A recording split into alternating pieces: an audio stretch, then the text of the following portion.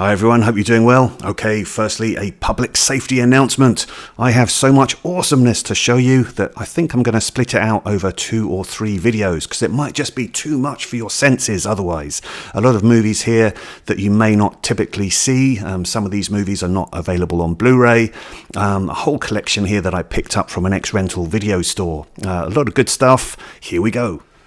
First up, we have The Pirates of Capri, and this stars Louis Hayward, who originally starred in The Man in the Iron Mask in 1939, and this is directed by Edgar G. Ulmer, whose film Detour is in the Criterion Collection. Next up, let's just admire these two ladies for a moment. Don't see them around now. This is Jacqueline Bisset and Candice Bergen in Rich and Famous from 1981. This was the last film directed by George Cukor, who also directed The Philadelphia Story and My Fair Lady. And this was also the feature film debut for Meg Ryan. Next, from 1965, and this is the feature film debut for Sidney Poitier, and this is directed by Sidney Pollack and also stars Anne Bancroft and Telly Savalas. It's The Slender Thread. Next, we've got a western starring William Holden, and this is directed by John Sturges, who went on to direct The Magnificent Seven and The Great Escape, Escape from Fort Bravo. Next, we've got Vincent Price in a Fox film noir. This is Shock. Next, we've got The Catered Affair, starring Bette Davis and Ernest Borgnine. Ernest Borgnine had won an Oscar for his starring role in Marty, which was based on a play by Paddy Chayefsky. The Catered Affair is also based on a play by Paddy Chayefsky, but in this case, the script is adapted by Gore Vidal. This is directed by Richard Brooks. Next, from director Sidney Lumet, and based on a novel by E.L. Doctorow, The Book of Daniel, this is Daniel, starring Timothy Hutton, Mandy Patinkin, and Lindsay Krause. Next, a bit of Italian neorealism, directed by Luchino Visconti, the director of The Leopard. This is Bellissima, with Anna Magnani. Next, from 2008 and directed by Kiyoshi Kurosawa, is Tokyo Sonata, and this is a drama about a family where the father of the family keeps it a secret that he's lost his job. Next, from the Criterion Eclipse series, I'm really pleased to have this. 3 documentaries from director Louis Malle. These are amongst my favourite documentaries. I love them. Vive le Tour is a short documentary about the Tour de France in the 60s.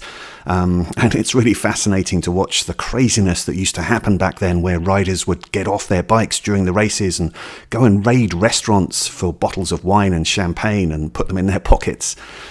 Humain Trop Humain is a really fantastic documentary that looks at a car assembly plant, and Place de la République is a really fascinating documentary that involves interviewing people in Paris on the Place de la République and just asking people for their thoughts and opinions about various subjects. So well before social media came along, but yeah, fascinating stuff. Next is this film from Andrzej Wajda, and this is Korczak, based on true events about Janusz Korczak, who tended to an orphanage and would not abandon the children when they got sent to the gas chambers in Treblinka.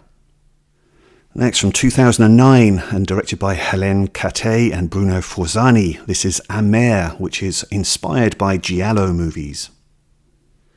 Next, haven't seen this one in a long time, but this is Robert De Niro, Ed Harris, Kathy Baker in Jackknife. This is a post-Vietnam drama with various characters struggling to come to terms with their lives post-Vietnam. Next, really like this one. This is a great sort of hangout movie, if you like. It's Desert Blue. Early roles here for Casey Affleck, Christina Ricci, Kate Hudson, also starring John Hurd as well. And it's about a couple who get stuck in this out-of-the-way town when a chemical spill forces the area to be quarantined. But yeah, just a really good fun one, this. Set around a horse tournament in the Afghan mountains, this is written by Dalton Trumbo and directed by the great John Frankenheimer, The Horseman, starring Omar Sharif and Jack Palance. Next, great artwork on the cover here. This is a follow-up to the movie Hawaii, which starred Julie Andrews and Max von Sydow. This is Charlton Heston in The Hawaiians, and again adapted from the book Hawaii by James A. Michener.